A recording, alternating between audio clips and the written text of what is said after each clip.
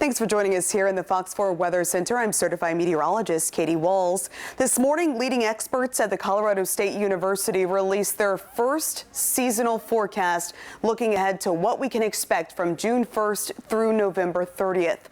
And as we anticipated, that forecast does indeed call for a well above average season. So here's what we can expect, and here's what they're expecting based upon decades of data. For this season, we're calling for 23 named storms, of which 11 become hurricanes. Of those 11, 5 are forecast to become major. Now, compare that to a typical season in which we have 14 named storms, 7 of which become hurricanes, and 3 of those become major. So overall, a very active season anticipated. So I looked back at the data. When was the last time we were this active? Well, it was just 4 years ago in 2020. That's when we had 30 named systems. That's right, 30 tropical storms, of which 14 became hurricanes, and of those, 7 became major, meaning a Category 3 or higher.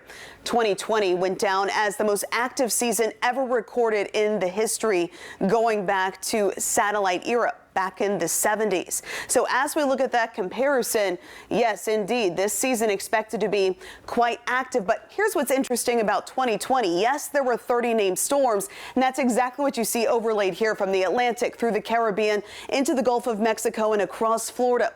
Even though we had a couple of landfalls here in the Sunshine State, out of those 30 named storms, none actually had a direct impact on our area.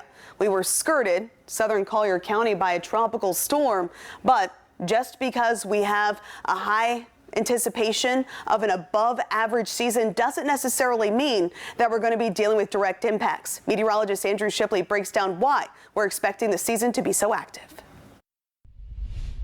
Total of 23 named storms. Of those 23, 11 becoming hurricanes, and of those 11, 5 becoming major Category 3, 4, 5 hurricanes, winds of 111 miles per hour or greater. Compare that to an average season of 14 named storms, 7 hurricanes, and 3 majors. Senior research scientist Dr. Phil Klutzbach says the 2 main reasons behind such an active forecast are above normal ocean temperatures in the Atlantic and the predicted switch from El Nino to La Nina heading into the summer. Less shear from the La Nina, warmer waters providing more fuel for storms. That combination typically leads to very busy hurricane seasons. And speaking directly to those water temperatures, they're already running 6 to 8 weeks ahead of schedule. Fortunately, if those waters do remain as warm relative to normal as they are now, that tend to lead to busier seasons. And those busier seasons, if you have major hurricanes, typically your major hurricanes at some point during their lifetime do undergo rapid intensification. Given the developing La Nina, Dr. Klutzbach says we need to pay a little bit more attention closer to home here in Florida. That you tend to see more storm formations in the Caribbean in La Nina years, which tends to favor, storms either obviously impacting the Caribbean directly, but potentially also being lifted north more towards Florida. You also tend to get more long track storms coming off of Africa, and those long track storms can make it all the way into the Gulf of Mexico, but they're generally more likely to hit Florida or up the East Coast. Here along the bridge to Matlacha, just a grim reminder what a major hurricane can do here in Southwest Florida, and a reminder that just one hurricane can make it an active season for you. In Matlacha, meteorologist Andrew Shipley, Fox 4.